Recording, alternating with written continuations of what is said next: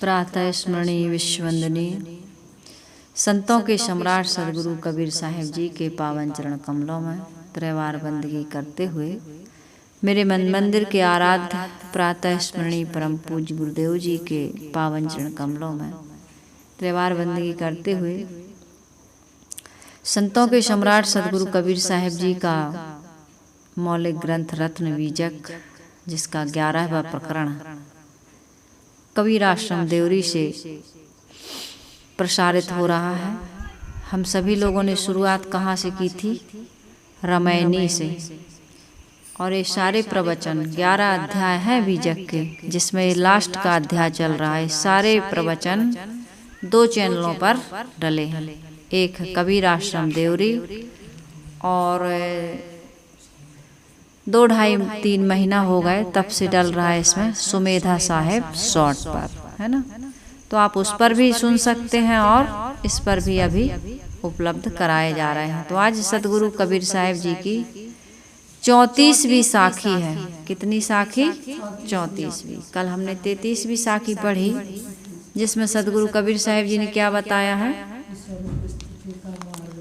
सदगुरु कबीर साहिब जी ने यह बताया है कि हमारी जो स्वरूप की स्थिति है, आत्म स्थिति, वो बहुत उच्च शिखर पर है और वहाँ तक पहुँचने के लिए फिसलन से भरा रास्ता है।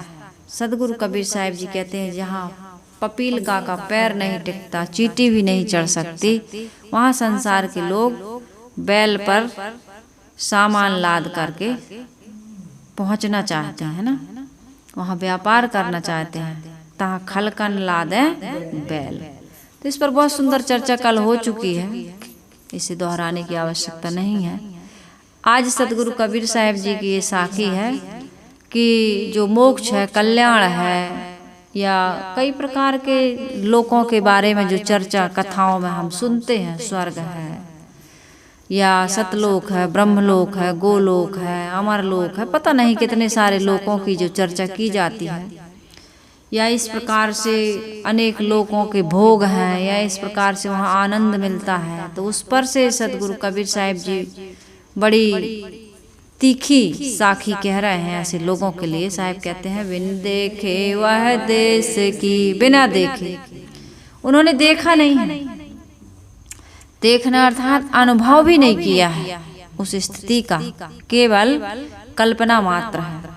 बिन देखे वह देश की, बात कहे सो कूर, आप ही खारी खात है, बेचत फिरे कपूर। सदगुरु कबीर साहिब जी बड़ा व्यंग कर रहे हैं कि वह देश की, मोक्ष की, स्वरूप स्थिति की जो तुम चर्चा करते हो, वर्णन करते हो, प्रवचन करते हो, उसके बारे में लोगों को बताते हो, बिन देखे उसका अनुभव भी नहीं किए हो, और उसकी चर्चा कितनी लंबी और चौड़ी करते हो। ऐसा लगता है कि बिल्कुल महात्मा जी पहुंच चुके हैं वहाँ, और जीवन में कोई साधना, कोई संयम, कोई सदाचार, कोई सद्गुण, कोई सदाचरण अभी तक नहीं अपनाया।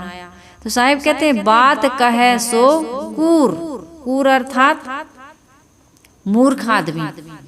वो कायर है जो चर्चा तो करता है, कहता है कि लड्डू बहुत अच्छे होते हैं, मगज के लड्डू बहुत बढ़िया बनते हैं, बहुत स्वादिष्ट होते हैं, कोई भी चीज, लेकिन बनाना नहीं जानता, न चाहता है, सीखता ही नहीं, प्रयास ही नहीं करता है, केवल उसने सुन रखा है या दूसरों को खाते देखा है। उसे स्वयं न बनाने का है न खाने का। बाहर के लड्डू तुम नहीं बनाओगे, लेकिन खा सकते हो, दुकान से ले सकते हो, कि कोई तुम्हें दे सकता है, लेकिन ये ऐसा फल है, एक ऐसा पदार्थ है, एक ऐसी स्थिति है जिसमें आपको स्वयं करना पड़ेगा, तब आपको अनुभव होगा। बाहर के भौतिक, जैसे आप भोजन नहीं बनाते फिर भी भोजन करते हैं, घर के परिवार के सभी लोग भोजन थोड़ी बनाते हैं, एक व्यक्ति बनाता है, माता बहनें बनाती हैं, कोई एक, वो भी सभी माताएं नहीं बनाती। यदि एक परिवार है तो माता कोई 1 या 2 बनाएंगी, लेकिन भोजन सब करेंगे। आप खेती नहीं करना चाहते हैं तो परिवार का कोई भी व्यक्ति बो करके, फसल काट करके आपको मींज के गाह के दे सकता है। यानी बहुत, आप कपड़े नहीं बुनते लेकिन पहनते हैं, मकान नहीं बनाते लेकिन रहते हैं, भौतिक क्षेत्र में आप बहुत सारे काम नहीं करते फिर भी उनका लाभ ले रहे हैं। लेकिन अध्यात्म के क्षेत्र में ऐसा नहीं होते। कर्म कमाई आपनी, अपनी अपनी कर्म, अब निज कृत कर्म भोग सुन भ्राता, रामायण में जो कहा है, अपने कर्म हम जो करेंगे उसका अनुभव या उसका फल किसे मिलेगा? स्वयं को मिलेगा। दूसरे के करने से, जैसे दूसरा क्रोध में आ गया तो आपको पता नहीं चलेगा कि कितना उसके अंदर में आग जल रही है, कितना वो अंदर से पीड़ित है। किसी का कोई मर गया तो वो कितना दुखी है, आप थोड़ी जानोगे, नहीं जान सकते। इसी प्रकार से इससे और सूक्ष्म विषय और अध्याय और गहराई में जाएं तो हमारे अंदर के जो विकार हैं या हमारे अंदर की जो पवित्रता है उससे हमें क्या लाभ और हानि होती है, इसका अनुभव कौन करेगा? स्वयं हम करेंगे। जब हमारा जीवन, हमारा आचरण, हमारी रहनी सुधरेगी तब हमें उसके आनंद की अनुभूति होगी। हमारा जीवन बिगड़ा है तो दूर से देखने में बड़ा अच्छा लग रहा है आदमी कि भैया इस पद पे पहुंच जाओ तो बड़ा सुख है, इस प्रकार के कपड़े पहन लो कितना बढ़िया है, ऐसे गहने हमारे भी होते तो हम कितने सुखी होते, ऐसा परिवार, ऐसा रूप रंग। वो कौआ वाली कहानी मैंने जो देवरी आश्रम, कबीर आश्रम देवरी पर डाली है, काफी लोगों ने सुना। कौआ जो था अपने में संतुष्ट नहीं था, वो बढ़िया से खाता था, जो भी उसकी बोली भाषा थी, जो भी रंग रूप था, बहुत खुश था। लेकिन उसने एक दिन किसको देख लिया? हंस को। तो कहा कि यार हमसे अच्छा तो हंस है, एकदम व्हाइट कलर का है, मानसरोवर में रहता है, मोती चुगता है। बड़ा दुखी हो गया तो उसके पास गया।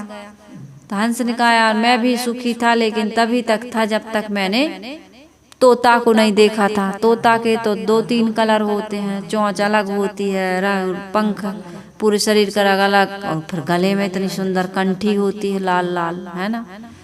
तो सुआ से पूछा उसने, तोता से पूछा कि भाई तुम ज्यादा सुखी हो? कहे मैं भी सुखी नहीं हूँ, मैं अपने में सुखी था लेकिन जब मैंने मोर को देखा तो मैं ज्यादा दुखी हो गया। तो मोर कहाँ मिलेगा भाई? पिंजड़ा में, चिड़ियाघर में मोर मिलेगा। तो उसने कहा, मोर ने कहा कि मैं भी सुखी था, मैं नाचता था तो मुझे लोग देखने आते थे, जब पंख फैला के मैं नाचता था तो लोग देखने आते थे, बड़े खुश होते थे। लेकिन देखो मुझे ये रंग के कारण, ये रूप के कारण ही, ये नाचने की कला के कारण ही लोगों ने मुझे चिड़ियाघर में कैद कर दिया। तो मैं भी सुखी नहीं हूँ, तुम सबसे ज्यादा सुखी हो, तुम बाहर सुख ना खोजो, तुम्हारा एक रंग हो, चाहे वाणी जैसी हो, तुम स्वतंत्र तो हो, आजाद तो हो, तुम्हें कोई बांधने वाला, तुम्हें कोई पिंजड़े में कैद करने वाला तो नहीं है कि नहीं। तो कौआ को ये समझ में आया। तो इसी प्रकार से हम लोग क्या करते हैं, हम लोग अपने आप को जो मिला है, हमें जो मिला है, क्या मिला है? 2 आँख मिली है, बढ़िया सी नाक मिली है। नाक नक्शा ना देखिए, काम तो कर रहे हो ना। कितने लोगों की बहुत सुंदर नाक है लेकिन घ्राण शक्ति नहीं होती, वो सूंघ नहीं सकते। जैसे माता जी बैठी हैं, इनके सामने चाहे सुगंध हो चाहे दुर्गंध हो, किसी प्रकार की गंध का प्रभाव नहीं पड़ता। कान है लेकिन सुनाई नहीं देता। आँख है किसी किसी की आँख ही नहीं है। कितने लोग विकलांग हैं, नहीं है, हैंडीक्राफ्ट्स जिनको कहते हैं, शरीर से, बुद्धि से कितने प्रकार के विकलांग हैं संसार में। कितने दरिद्र हैं, गरीब हैं, कितने लोगों के परिवार नहीं है, कितनों के परिवार हैं तो कोई घटना से, दुर्घटना से। अभी देखो वहाँ पर उत्तरांचल में कितने लोग मर गए, बिहार में कितनी बाढ़ है, कई जगह ऐसे सुनामी आ जाती है, तो कहीं कुछ हो जाता है, प्राकृतिक आपदाएं। लेकिन हमारे जीवन में ऐसा कुछ भी नहीं है, फिर भी हम सुखी नहीं हैं, संतुष्ट नहीं हैं। आज बढ़िया सा शरीर मिला है, इसमें चेतन आत्मा निवास कर रही है जो सर्वशक्तिमान है। यदि वो निकल जाए तो ये शरीर हिल भी नहीं सकता, डुल भी नहीं सकता। सारी चीजें आपको हमको मिली हुई हैं, बढ़िया से सुबह हुई है, अच्छे विचार सुन रहे हैं हम, और क्या चाहिए। अच्छे जीवन जीने में हम सर्व स्वतंत्र हैं। हम चाहें तो गाली दें, हम चाहें तो तम्बाकू खाएं, हम चाहें तो शराब पिएं, हम चाहें तो मांस खाएं, ना चाहें तो ना करें। व्यभिचार या किसी प्रकार की गंदी क्रिया हम ना चाहें तो हमसे कोई जबरदस्ती नहीं करा सकता है। और जबरदस्ती करने से, कराने से, कोई जबरदस्ती प्रेशर दे के आपसे कोई करा रहा, कितने दिन कराएगा। तो इस प्रकार से सदगुरु कबीर साहिब जी कहते हैं जो मिला है उसके बारे में उसकी चर्चा नहीं है। मनुष्य शरीर मिला, कर्म को सुधारें, भक्ति करें, सत्संग करें, सेवा स्वाध्याय साधना करें, भलाई करें, परोपकार करें, अच्छे काम करें, दूसरों को बनाएं। भजन कहता है भला किसी का कर न सको तो बुरा किसी का मत करना, पुष्प नहीं बन सकते हो तो कांटे बन कर मत रहना। कितना सुंदर भजन है। भला किसी का कर न सको तो बुरा किसी का मत करना, पुष्प नहीं बन सकते तो तुम कांटे बन कर मत रहना। कितना सुंदर भाई, भला किसी का कर ना सको, नहीं करते तो ये भी छूट दे रहा है। क्या करना? बुरा किसी का मत करना। और पुष्प नहीं बन सकते हो, फूल नहीं बन सकते हो तो कोई बात नहीं, लेकिन कांटे बनकर मत रहना। इतना तो तुम कर सकते हो कि नहीं कर सकते हो। लेकिन हम फूल बने ना बने, कांटे अपने जीवन के लिए कांटे बन रहा है। हम अपने जीवन के लिए कैसे बन रहा है? कैसे बन रहा है कांटे? कर्म करके हम अपने जीवन में क्या बो रहे हैं? कांटे। कांटे बो रहा है कि नहीं? ममता बना रहा है, मोह बना रहा है, आसक्ति बना रहा है। लोभ के कारण, मोह के कारण, आसक्ति के कारण कितने पाप कर रहे हैं हम। अपनों का ही हक छीन रहे हैं। अपने ही घर में माता पिता है, पत्नी है, बच्चे हैं, देवरानी जेठानी है, सास बहू है, पड़ोसी है। ये लड़ाई झगड़ा क्यों करते हैं? ये अहंकार के कारण, लोभ के कारण, मोह के कारण, ईर्ष्या के कारण, छल के कारण, दंभ के कारण, पाखंड के कारण ही तो लड़ाइयाँ हो रही हैं। और क्यों हो रही हैं? इतना सुंदर जीवन, इतना सुंदर संसार, शरीर, संबंध मिला, लेकिन हम सुख, इन्हीं से दुख पैदा कर लिया हमने। इन्हीं से शरीर इतना असंयमित जीवन जिए कि रोगों का घर बन गया, कमजोर हो गया, जीर्ण छीण हो गया। बहुत सारे रोग तो असंयम से आते हैं, प्रारब्ध से भी आते हैं, लेकिन वो परेशान नहीं करते। मन हमारा प्रसन्न रहता है। खास चीज है मन की प्रसन्नता। और यही नहीं है, संसार की प्रगति, उन्नति, ये हमारे जीवन में सुख दुख नहीं लाते हैं। ये सुविधाएं देते हैं, लेकिन सुख दुख क्या लाता है? मन की मलिनता, मन की प्रसन्नता। मन की मलिनता है तो मन दुखी है, और मन पवित्र है तो प्रसन्न है। तो यदि हम इतना कर लेते हैं, बन न सको भगवान अगर तुम कम से कम इंसान बनो, कभी नहीं शैतान बनो तुम, कभी नहीं हैवान बनो। शैतान बन गया आदमी, ये मार रहा है, काट रहा है जीव जंतुओं को, अभी खा रहा है। बारिश में भी तो बहुत ज्यादा खाते हैं लोग, पूरा आ जाता है नदियों में, नालों में, आदमी मछली पकड़ने जाते हैं। अरे वो समय था जब खाने को कुछ नहीं था। आज तो कितने प्रकार की चीजें खाने पीने को, लेकिन हम आज भी वही जंगली जीवन जी रहा है। पहले तो इतनी प्रकार की बलि चलती थी, है ना, अब नर बलि तक चली, लेकिन अब तो सुसभ्य हो गए हो, पढ़ ले, IQ पावर बढ़ गया है। शिक्षा से धीरे धीरे कहते हैं आदमी के दिमाग का विकास हुआ। दिमाग पहले इतना विकसित नहीं था।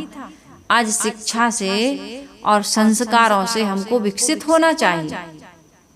अपने खान पान, रहन सहन, आचार विचार को परिवर्तन करना चाहिए। नहीं पढ़े लिखे थे तो कुछ अलग जीवन जीते थे, जंगलों में रहते थे, अलग जीवन जीते थे हम, जंगलीपन। लेकिन आज तो हम सुसभ्य समाज में रह रहे हैं। आज तो हमको इस चीज का सुधार करना चाहिए। कभी नहीं हैवान बनो तुम, कभी नहीं शैतान। हैवानियत है। हैवानियत क्या है? सद्गुण सदाचार से ना रहना, समझदारी पूर्वक जीवन न जीना, पापों सदाचार अपना न सको तो पापों में पग मत रखना, पुष्प नहीं बन सकते तो तुम कांटे बनकर मत रहना। ये भजन कितनी सुंदर शिक्षा दे रहा।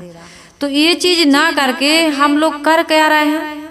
झूठ, छल, कपट कह रहे हैं कि चाहे जितना पाप कर लो, गंगा में नहा लो, कट जाएगा।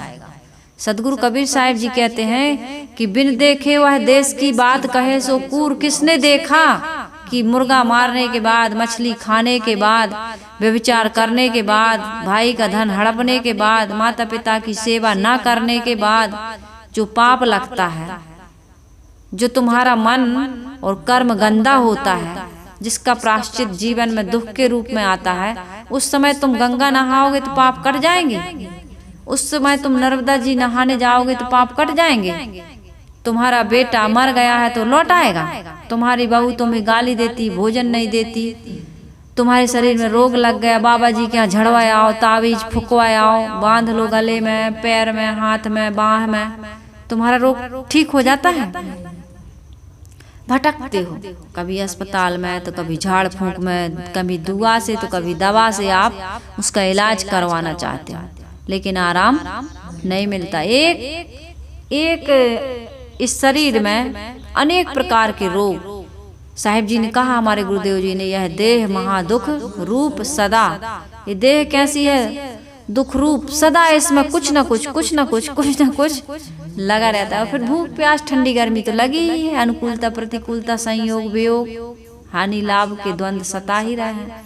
तो यहाँ पर सदगुरु कबीर साहिब जी कह रहे हैं, बिन देखे वह देश की बात कहे सो कूर। मर जाओगे, कथा सुन लो, मर जाओगे तो सीधे बैकुंठ जाओगे, स्वर्ग में जाओगे, गोलोक जाओगे, शिवलोक जाओगे, ब्रह्मलोक जाओगे, सतलोक जाओगे, जब अभी नहीं हो। सदगुरु कबीर साहिब जी कहते हैं, जाको दर्शन इत नहीं ताको नाही उत।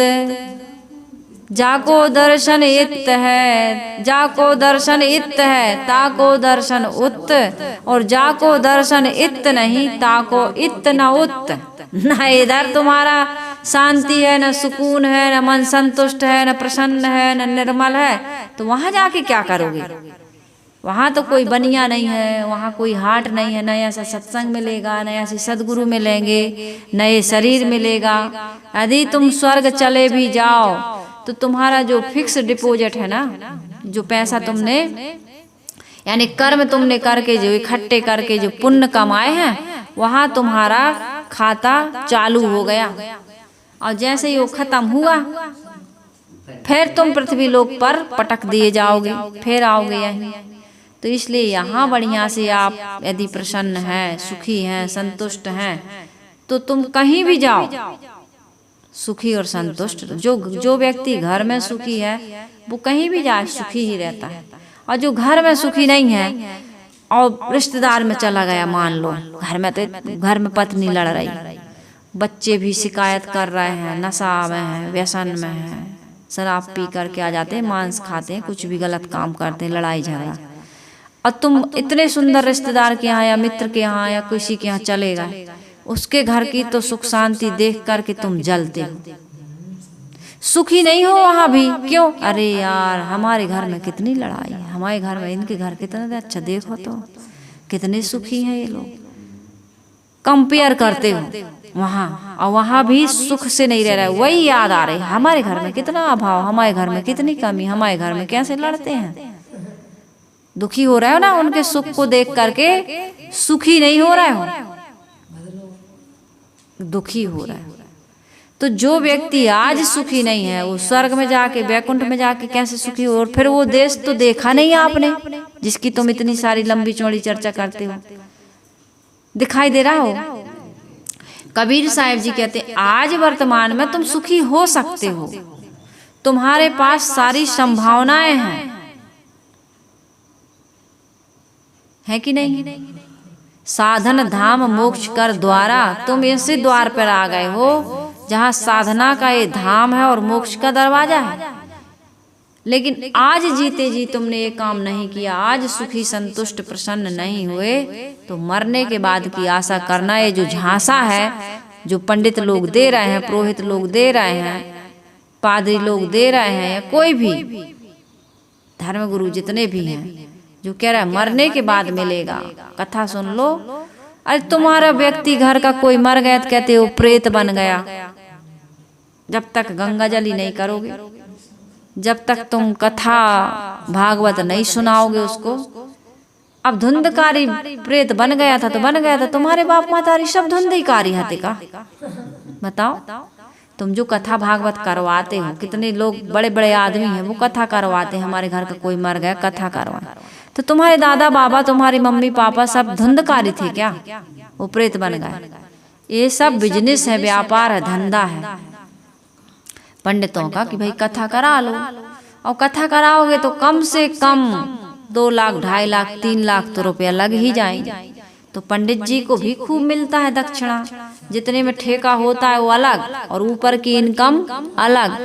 नौकरी व्यापार कर रहे हैं लोग, घूस अलग लेते हैं, और सरकार से पैसा तनख्वाह अलग लेते हैं। ऐसे ही चल रहा है सब कहीं, धर्म के क्षेत्र में भी यही चल रहा है, और भोली भाली जनता को मूर्ख बना करके लूटा जा रहा, ठगा जा रहा। कबीर साहब ने दुर्दशा देखी तो उनको बड़ी करुणा आई, दया आई। साहब ने कहा भैया इन सब कथा तो जीते जी सुनना चाहिए, तब जीवन की व्यथा मिटेगी। हमारे जीवन की व्यथा जीते जी कथा सुनने में यदि हम सुधर गए तब। कथाओं में ऐसी बात नहीं कि अच्छी बात नहीं बताई जाती है, कथाओं में जीवन सुधार की, जीवन रहनी आचरण पवित्र बनाने की बहुत सारी कथाएं हैं, बहुत सारी बातें हैं। लेकिन हम वहां से भी कौन सा माखन चोरी का सीखते हैं, रास रचाने का सीखते हैं, रुक्मणी का विवाह खूब नाचते गाते हैं, यही बस सीखते हैं, मार काट सीखते हैं, यही सब सीख पा रहा है। और ये सीख आते हैं कथा सुन लो मुक्ति मिल जाएगी, फिर चाहे रास रचो, चाहे चोरी करो, और चाहे व्यभिचार करो। कृष्ण के जीवन से हमने ज्यादातर यही बातें सीखी। गीता का ज्ञान कितने लोग अपना रहे हैं? जो गीता का ज्ञान कृष्ण ने दिया है महाभारत में, उसको कितने लोग अपना रहे हैं जीवन में? लोगों से कहो भागवत है तुम्हारे घर में? हाँ। कितने लोग पढ़ते हो? ना रखिए, दादा बहू पढ़ा था हमारे, दादा बहू, दादी दादा, नाना नानी वही पढ़ते हैं। अभी हमें भागवत कथा की अभी उम्र कहाँ हमारी? अभी काय की कथा, काय की उम्र चोरी की, रासलीला की, इसकी उम्र है अभी। जबकि बचपन से ही आदमी को इस काम में लगन जाए। शुरुआत अच्छी होगी तो अंत भी अच्छा होगा। अंत भला तो सब भला लोग कह देते हैं संतोष के लिए, लेकिन जब शुरुआत ही आपकी नींव ही गलत हो गई, साचा ही तुम्हारा गलत है, तो ईंट कैसे सही बनेगी? बताओ। नींव ही तुम्हारी टेढ़ी हो गई तो मकान कैसे सीधा बनेगा? आपकी जवानी ही बिगड़ गई, बाल अवस्था से आपको बताया नहीं गया। उत्तानपाद को, ध्रुव को, प्रहलाद को, इन लोगों को यदि बचपन से ज्ञान दिया जाता या दिया था तो कितना उनके जीवन का परिवर्तन हुआ। सनक सनंदन सनातन सनत कुमार सुखदेव जी, आज जिनका इतना बड़ा नाम, ये कब गए थे वैराग लेकर के? बूढ़े में, बुढ़ापे में। कथा भागवत सुनते हो, पढ़ते हो बुढ़ापे में। गीता किसके यहाँ रखी है? तुम्हारे यहाँ गीता है? हाँ, गंगा जली में सबको गीता बांटी थी, अमुक अमुक रिश्तेदार के यहाँ गए थे तो गीता। कितने लोग पढ़ते हो? तो ना, नहीं पढ़ते। महाभारत रखी है? ना, महाभारत नहीं है। तुम्हारे घर में कितने लोग महाभारत करते हैं? हाँ, हम भी करते हैं। महाभारत सब कर रहा है, पढ़ते नहीं है लेकिन कर रहा है। और रामायण है सबके यहाँ, पढ़ सब रहे हैं, पढ़ भी रहे हैं। रामायण तो बहुत लोग पढ़ रहे हैं लेकिन कर नहीं रहे हैं। मुकदमा किससे चल रहा भैया? कहीं भाई यही से चल रहा हूँ। मुकदमा किससे चल रहा? भैया से। कौन भैया? छोटे से, बड़े से, सौतेले से नहीं, सग्गे से। रामायण में तो सौतेले भाई थे, सौतेले ही कहना चाहिए उनको, है ना। लेकिन कितना, सुमित्रा माता ने एक बेटा दे दिया भरत को और एक दे दिया राम को। और कैसी जोड़ी दोनों की, भरत शत्रुघ्न, राम लक्ष्मण। जीवन में उनके आचरण तो उतारो। साहिब कहते बिन देखे वह देश की बात कहें सो कूर। कथाएं तो खूब कहते हो लेकिन जीवन में तुम्हारी एक भी छींट नहीं है उसकी, एक भी छींटा। तम्बाकू खा करके, चाय पी करके और पता नहीं क्या क्या ठेकेदारी करके तुम कथा करने बैठे हो। अब मुझे फोन करते हैं लोग, खर्चा कितना आएगा? अरे भाई तुम बुलाओगे, हम आएंगे, आने का जाने का किराया लगता है, खिलाने पिलाने में जो खिला दो, दाल दलिया खिचड़ी खिला दो, मेवा मिष्ठान खिला दो, फल फूल खिला दो। तेल फूल तो हम लोग खाते नहीं, फल फूल खा सकते हैं, दाल सब्जी चावल खिला दो, जो खिलाना है। और जो विदाई देना हो वो दे दो, श्रद्धा के ऊपर है। हमें जो आता है हम अपनी सुविधा से अपने टाइम से आपको सत्संग सुनाएंगे। आपकी जो श्रद्धा बनती है इस आश्रम के प्रति, संतों के प्रति, भक्तों के प्रति, आप दे दो, उससे आश्रम चलेगा। ये होना ही नहीं चाहिए किसी कथावाचक को कि इतने पैसे चाहिए। हमारे आश्रम में जो सुविधा हम अवेलेबल करा सकते हैं भक्तों के लिए, या रहने के लिए, या खाने के लिए, या सोने के लिए, जो हमें मिलेगा वही देंगे हम। इसमें आप हमारे ऊपर दावा तो ठोक नहीं सकते, केस तो कर नहीं सकते कि अरे हम आपके आश्रम गए थे आपने ये नहीं दिया। भाई हमारी जितनी फटी टूटी जितनी औकात है हम करेंगे आपके साथ व्यवहार, क्योंकि आपने ही हमें दिया, आप ही को लौटाना है। तो इसमें हम ठेकेदारी क्या करेंगे? इतने रुपया चाहिए हमको। यदि कोई ऐसी ठेकेदारी करता है तो वो फिर कथा के महत्व को समझता नहीं, वो केवल पैसे को ही महत्व दे रहा, वो केवल पद को, प्रतिष्ठा को, वैभव को ही, ये बाहर की संपत्ति को ही महत्व दे रहा है। वो आत्म संपत्ति, आत्मधन की कीमत नहीं जानता है।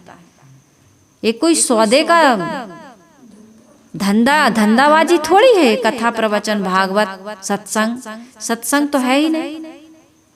ये कथाएं कैसी होने लगी, सौदा होने लगा इसमें। भगवान के दर्शन कब होंगे? जब आप 500 का नोट चढ़ाओगे। VIP गेट से हम आपको फट से दर्शन करा देंगे। उस महिला ने कहा भगवान से कह दो हम 5000 देंगे, बाहर आके दर्शन दे दें। पंडित जी नाराज हो गए, कब 50,000 देंगे? भगवान से कह देना हमारे घर मिलने आ जाएं। उसने कहा पंडित ने कि नाराज होकर के, तुम समझती क्या हो भगवान को? महिला ने कहा तुम बताओ क्या समझते हो?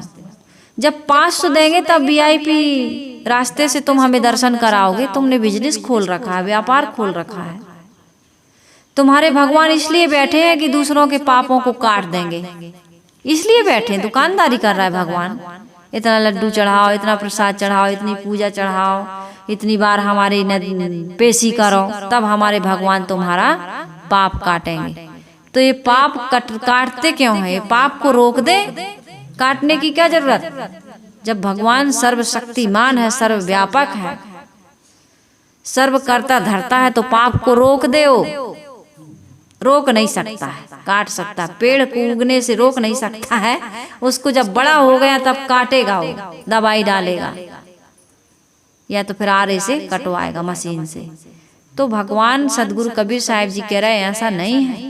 जैसी कथाओं में तुम सुनते हो, पढ़ते हो, जो मानते हो, जो लोगों को बताते हो, वैसा भगवान या भगवान का नियम या कोई उनके ऐसे लोकांतर नहीं है। इंसान को भगवान से बड़ा बनाया उसने। अरे आंख दी, कान दिए, हाथ दिए, पैर दिए, बुद्धि दी, कर्म करने की शक्ति दी। अब बढ़िया से तुम जीवन जियो। अब क्यों अच्छा माता पिता ने बच्चा पैदा किया, ठीक है, बच्चा पैदा कर दिया, पाल पोस के बड़ा कर दिया, पढ़ा लिखा दिया और शादी विवाह भी कर दिया। अब बेटा कहे मम्मी पापा इतना और कर दो, ये और दे दो, बाप माता खुश होंगे? करेंगे वो?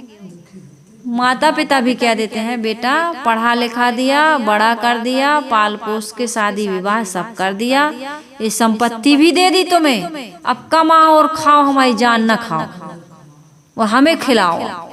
कहते हैं कि नहीं? और तुम बूढ़े हो गए, मर गए, ए भगवान, ए भगवान रोग दूर कर दे, ए भगवान थोड़ी संपत्ति दे दे, ए भगवान पुत्र दे दे, मुकदमा में विजय दे दे। भगवान को कब तक परेशान करोगे? भगवान कहता है मुकदमा लड़े ही क्यों थे भैया? मुकदमा ठोका ही क्यों था तुमने? क्या जरूरत थी मुकदमा ठोकने की? आज कल में मर जाओगे, क्यों मुकदमा ठोकते हो? क्यों इतना लूटा? क्यों इतना तुमने लोगों के साथ छल किया? क्यों इतना तुम व्यभिचार करते रहे, इंद्रियों को भोगों से सींचते रहे? तृप्ति मिलेगी? क्यों भोग रहे हो इतने भोगों को? भोगे न भुक्ता वयम्यो भुक्ता, भोगों को नहीं भोग पाते हो, भोग ही तुमको भोग लेते हैं। इसलिए संयम से जियो, सदाचार से जियो, प्रेम भाईचारे से जियो, खाओ और खिलाओ, तब तुम सुखी हो सकते हो। सदगुरु कबीर साहिब जी कहते हैं, बिन देखे वह देश की बात कहे सो कूर, आपो ही खारी खात हैं और बेचत फिरे कपूर। खुद का जीवन तो बिगड़ा हुआ है, खुद तो नरक का जीवन जी रहे हो, दूसरों को कहते स्वर्ग पहुंचा देंगे। खुद 2-2 रुपया के लिए तुम ग्रह लगा देते हो, फिर उसी को काट देते हो। अरे भैया ग्रह टेढ़ा है, इसीलिए ऐसा ऐसा तुम्हारे जीवन में अनिष्ट हो रहा है और आगे संभावना है।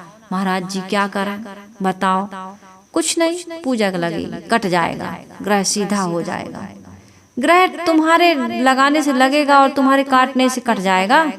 सूरज की गर्मी को रोक दो, ये पानी गिर रहा है इसको रोक दो, ये कोरोना आया था उसको रोक देते।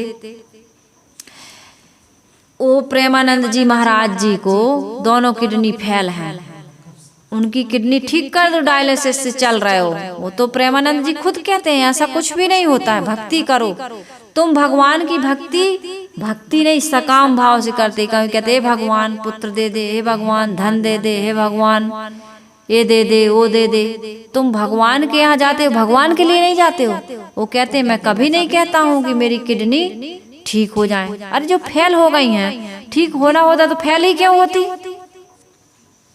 जीवन में यदि ठीक ही होना होता ठीक ही रहती हो, फिर फेल क्यों होती? भक्ति इसलिए नहीं की जाती, भक्ति की जाती है मन की कोमलता के लिए, मन की निर्मलता के लिए, मन की पवित्रता के लिए। क्योंकि कोमल है, पवित्र है, निर्मल है तो मन प्रसन्न रहेगा। इसलिए भक्ति की जाती है कि हमारे अंदर में जो विषय की आसक्ति से शरीर हृदय हमारा कठोर हो गया है, वो कठोरता थोड़ी सी पिघल जाए, सॉफ्ट हो जाए, नर्म। हमारा हृदय अंतःकरण कैसा हो गया? कठोर। इसलिए मार देते हैं, काट देते हैं, इसलिए लड़ पड़ते हैं, इसलिए भाई से जीवन बीत जाता है, बोलते नहीं हैं। सास की बहू से नहीं बनती और बहू की सास से नहीं बनती और बेटा की माता पिता से नहीं बनती और माता पिता की बेटा से नहीं बनती, क्योंकि अहंकार है। झुकना नहीं चाहते, झुकेगा नहीं, चाहे कट जाए। ये सिर कट सकता है लेकिन झुक नहीं सकता, चाहे सही हो चाहे गलत। कितने दिन तक अकड़ के चलोगे? एक दिन तो तुम्हारा सिर झुकेगा ही, नहीं झुकेगा। एक दिन तो मुर्दा अकड़ जाएगा, तुम मुर्दा बने हो। मुर्दा अकड़ता है, अकड़ना तो मुर्दों की पहचान होती है और झुकता वही है जिसमें जान होती है। पेड़ भी जब लदते हैं, फलते हैं, फूलते हैं तो झुक जाते हैं, और तुम जितने बड़े होते जा रहे हो तुम उतने ही ज्यादा अकड़ते जा रहे हो। जबकि आपका जीवन जितना जितना आप जी रहे हो उतना उतना आपको नरम होना चाहिए, झुकना चाहिए, विनम्र होना चाहिए, सरल होना चाहिए, निष्कपट होना चाहिए, सद्गुण और सदाचार की ओर बढ़ना चाहिए। त्याग वैराग्य जीवन में आते जाना चाहिए, क्योंकि हमारा इतना सारा जीवन बीत चुका। 50 साल जो बीत गए हैं वो लौट के आने वाले, 60 साल जो बीत गए हैं वो लौट के आने वाले नहीं हैं। तुम इस संसार में जिस शरीर में और परिवार में रह रहे हो वो तुम्हें फिर से मिलने वाला नहीं है। तो तुम्हें झुक जाना चाहिए, सरल हो जाना चाहिए। इतना सारा बीत गया, इतना सारा खो गया। तो सदगुरु कबीर साहिब जी कहते हैं आप ही खारी खात हैं। खुद का जीवन तो बिगड़ा हुआ है और दूसरों को बड़ी सुंदर सुंदर शिक्षा दे रहे हो, बड़ी अच्छी अच्छी बातें करते, तो भाई अपने जीवन में भी तो उसकी सुगंधी फैलाना चाहिए। तजकर परस्पर फूट को कर लीजिए संधि, बनकर सुमन गुलबेलरी फैला दो सुगंधी। गड़ने में पैरों के लिए किसी के भाले ना बनो, आए थे स्वच्छ जन्म से अब काले ना बनो। प्यारे कैसे है? आए थे स्वच्छ जन्म से अब काले ना बनो। मित्रों विषय विस्पान कर मत वाले ना बनो, आए थे स्वच्छ जन्म से अब काले ना बनो। ये भजन कह रहा है, कितना सुंदर भजन है। परस्पर की फूट हम त्याग नहीं पा रहे हैं। क्यों? क्योंकि हमारे अंदर में विकार आ गया। बातें अच्छी कौन नहीं करके जानता बताओ। इस संसार में कोई है जो अच्छी बात बैठा दो चार के बीच में, इतना सुंदर बोलेगा, इतनी सुंदर बात करेगा, इतना सुंदर समझाएगा, लगेगा इस व्यक्ति के जैसा तो संसार में कोई व्यक्ति दूसरा हो ही नहीं सकता। अपने बारे में इतना सुंदर जजमेंट देते हैं लोग कि क्या बताएं, लोग प्रभावित हो जाते हैं। लेकिन जीवन में जब झांक करके देखते हैं, पता लगाते हैं, तो वो जितना भी लेक्चर था वो सब दूसरे के लिए था, दूसरे के लिए, दूसरों को इम्प्रेस करने के लिए, प्रभावित करने के लिए। इसलिए कहा ना, पर उपदेश कुशल बहु तेरे, जे आचरण ही सो नर न घनेरे। आचरण करने वाले लोग ज्यादा नहीं हैं, घनेरे नहीं हैं, बहुत कम, परोपदेश करने में बहुत कुशल हैं। तो साहेब कहते हैं परोपदेश करना एक आपू ही खारी खात है, बेचत फिरे कपूर है। दूसरों को तो तुम बड़ा सुंदर सुंदर उपदेश दे रहे हो, लेकिन अपना जीवन खारा बना हुआ है। अपना जीवन कैसा बना हुआ है? गंदा बना हुआ है, अपना जीवन नरक में जा रहा है। तो साहेब को बड़ा दुख हुआ ऐसे लोगों को देख करके, इसलिए उन्होंने ये साखी कही कि भाई अपने जीवन को आप राग द्वेष रहित बनाओ, विषय वासनाओं से रहित बनाओ। बिल्कुल नहीं जानते बोलना, कोई बात नहीं है, करना जाओ। बोलने से काम नहीं चलता, खाड़ खाड़ कहने से मुख मीठा नहीं होता है। कहना तो सरल है, खाड़ खाड़ कहे में क्या लगा, लेकिन यदि मीठा मुंह करना है तो खाड़ खरीदनी पड़ेगी और खानी भी पड़ेगी। तो खाओ तब मीठा होगा, तब तुम्हारे जीवन में कोई तुम अनुभव कर सकोगे। केवल कहते रहने से अनुभव नहीं होगा। साहेब ने तो कहा है, पंडित बाद बदे सो झूठा, राम के कहे जगत गति पावे तो खाड़ कहे मुख मीठा। बहुत सुंदर पद सदगुरु कबीर साहिब जी का ये सब डल चुका है। तो मैंने आप लोगों से निवेदन किया कि जीवन में हमारे सद्गुण सद आचरण आने चाहिए, जिसके फलस्वरूप हमें जीवन में जीवन मुक्ति का, मोक्ष का, परमानंद का अनुभव होता है, प्राप्ति होती है। उसमें हमारा जीवन सदा सदा के लिए तृप्त और संतुष्ट हो जाता है, आवागमन से मुक्ति मिलती है। हम सबके जीवन में ये चीजें आए, ये घटना घटे, तब हमारा ये मानव जीवन सफल सार्थक होगा और सबका जीवन सफल सार्थक हो, सुखमय हो, प्रसन्नमय हो। इन्हीं शुभकामनाओं के साथ वाणी को विराम दे रही हूँ। आइए सभी लोग मिलकर के गुरु वंदना कर लेते। वंदन है गुरु